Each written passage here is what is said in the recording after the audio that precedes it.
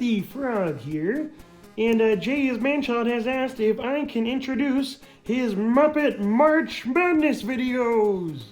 4 weeks of videos starring me. Well, except I'm not in the first game. Is that right? Wait, who is? Piggy? Okay. I'll be back next week to introduce the next game, and I had better be in it. Well, without further ado, sorry, frog in my throat. Ladies and gentlemen, Pigs in Space! I once knew someone who didn't like the Muppets. Yes, I know. Who could hate the Muppets? It's up there with disliking Labradors and ice cream. I believe his main objection was their creepiness, because they were treated as they were just normal people by the humans that they interacted with. But this to me was their greatest strength. They weren't just seen as puppets. You started to believe that they were complex beings rendered from felt, and not just a snazzy limbed glove being fisted by Frank Oz. And it's my love of Kermit, Piggy, Fozzie, Gonzo and their absolute horde of crazy marionettes that has spurred me to set aside the usual schedule of TV games, weird licenses and movie titles to something that incorporates all things Muppety for March Muppet Madness. I'm not going to go into reams of detail on Jim Henson's rise of the Muppet Company or anything like that. I'll just give you a bit of relevant information, go straight into the Muppety action. As there are so many plain old Muppets games, I also won't be needing to wander off piste to head to Sesame Street, into the Labyrinth, or jetting off to see Yoda in Dagobah. No, not this year anyway. You're just going to see pure Muppets across multiple generations and formats. And these games won't be curated in any way. Why no? In the spirit of Muppet Chaos, I'll be playing these games without finding out if they're any good or not first. You'll see a selection of these games, and I'll come back to it, probably, in March Muppet Madness 2025. First up, chronologically, apparently the first Muppets title, which to give it its full title is Pigs in Space starring Miss Piggy. But you and I will know it better as this. Pigs in Space! Pigs in Space was a recurring sketch from the Muppet Show. It was a parody of 60s science fiction television, a pig-dominated story that took the crew of the Swine Trek, those being First Mate Piggy, Dr. Julius Strangepork, and the dashing Captain Link Hogthrob, as they embark on all sorts of comedic spacebound adventures. It was popular enough to make 32 appearances during the Muppet Show run, with the crew mocking a lot of tropes of the genre and even having a few special guests of the non-porcine variety show up. People like John Cleese and Mark Hamill, but as Luke Skywalker. Atari published and developed Pigs in Space starring Miss Piggy for release in 1983 for their Atari 2600 console. In the game, you've got 3 different stages based on the 3 different principal characters. If you pick Captain Hogthrob, you'll be playing Chicken Invaders. The story of this is that while you're exploring the planet Cluck, poor old Link was set upon by chickens. The clue was in the name, Captain. Come on, man. His role in all this chicken rum-do is to vanquish the hens before they make their way to the planet.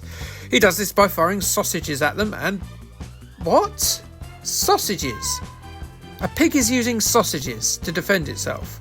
Well, this has taken a dark turn. The chickens will defend themselves by dropping eggs.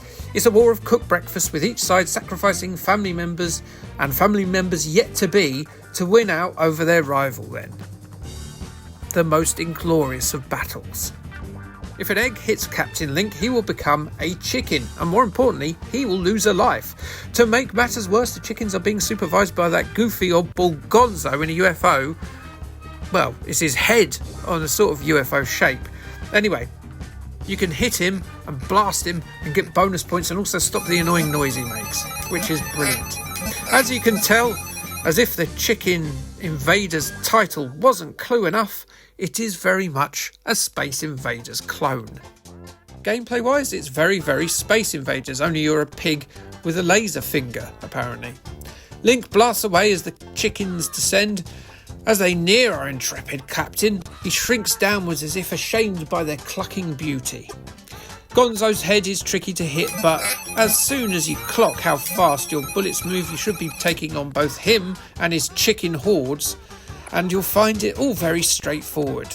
Chicken invaders. Good simplistic Atari 2600 fun. I can't really say much more about it. That is literally all it is.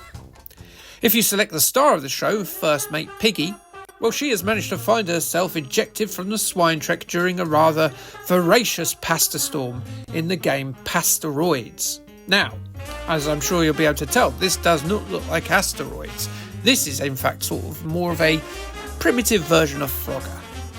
Obviously, this is an appalling situation for a pig to be in, and so Miss Piggy must do all she can to board the ship and not get left behind. She must dodge the Italian dinner stuffs, but if they get too close, she can give them one of her patented karate chops for bonus points. The important thing is, though, is that Piggy must get on that ship and make good her porky escape.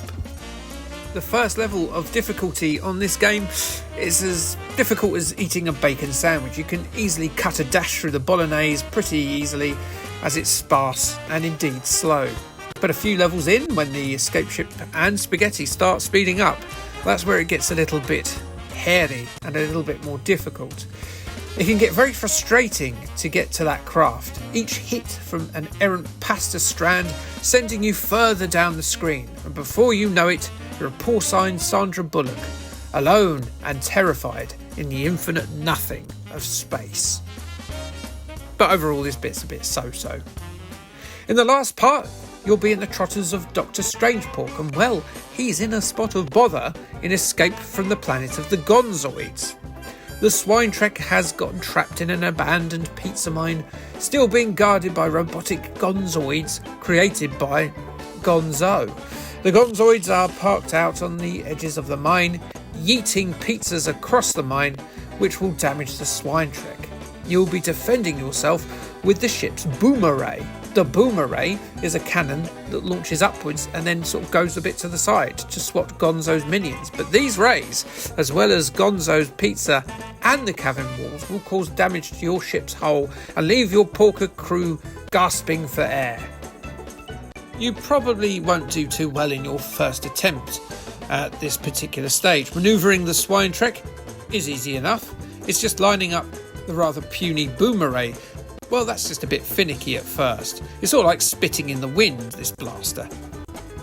Despite the looks, the levels aren't procedurally generated, so there's a definite advantage in knowing where the gonzoids are in these vertically scrolling caverns. If you miss hitting one in a narrow passageway, your goose is well and truly cooked, as the gonzoids in the narrow passages, they will mash fire relentlessly. This section is the most flawed, but also probably the most rewarding and fun. Typically for Atari 2600 games, these are a score chase affair. The levels just keep going until you run out of lives. Just like space is infinite. For me, Pigs in Space isn't the best you'll find on the system, but it's not the worst either. It's not awful. I was quite happily playing it, which isn't always the case with games of this vintage. The game was reviewed in January 1984 in the laziest possible title for a magazine ever, that being Electronic Fun with Computers and Games. They gave it a 75% and said, "Talk about making a silk cartridge out of a sow's ear." Atari and Jim Henson have pooled their not inconsiderable talents to come up with a VCS cartridge that not only lampoons some of the most familiar space scenarios by using the famed Muppet Show characters, but actually offers a top-notch challenge to novices and experts alike. Anyway, enough porking. I am done with these pigs. Next up on these chopped up Muppet reviews, well, we've got a gam on the Commodore 64 and the NES called Muppet Adventures Chaos at the Carnival. Are they crackling little games? An apple sauce to be reckoned with from a bygone sausage? Or will I give them a honey roasting? Before we get to the meat of that matter, I will stop with these rind of puns. I used them all up on an older video anyway, and I'm scratching around for new ones. Using old puns is snort good enough, oink be on my way, and K thanks bye. Waka waka waka. Yeah!